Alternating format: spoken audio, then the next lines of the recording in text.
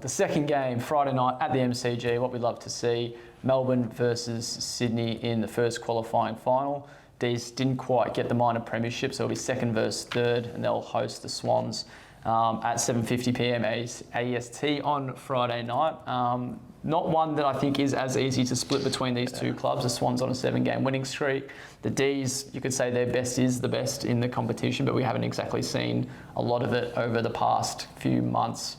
How do you see this one playing out? What do you think is the key area for both clubs to kind of attack, and what might separate the two? Yeah, I think you said it best. I think Melbourne's best is still probably the best. What we may not have seen, I think we've seen glimpses. That domination of Brisbane at the Gabba was incredible. Their ability to get over Carlton when that game was seemingly done and dusted. And I think they've just shown little signs of being able to get back to that finals edge, that finals pressure. They've been there and done that. I mean, Sydney did beat them at the MCG earlier in the year, and they have every reason to be confident. But I think you've mentioned that their run home maybe hasn't been as convincing. Despite winning games that we'd expect them to, that maybe hasn't got the points in the bank of what Melbourne do, having been here and done it before.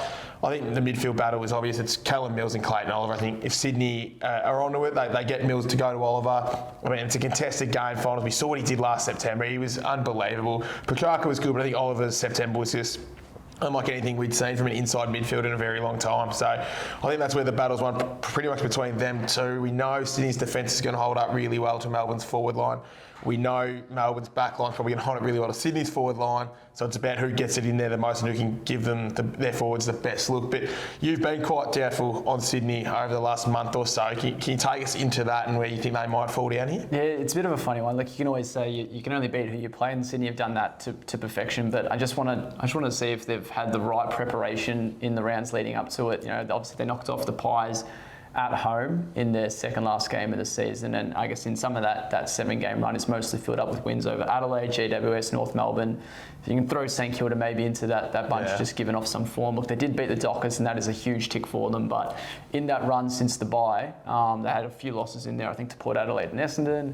Obviously, we're talking about those games, we are dating back some time, so we want to go off recent form. And look, the Swans I think have deserved a top 4 finish. I just don't have them in that next bracket above, in that top echelon with your Melbourne, your Geelong, and like we said before, potentially even Richmond.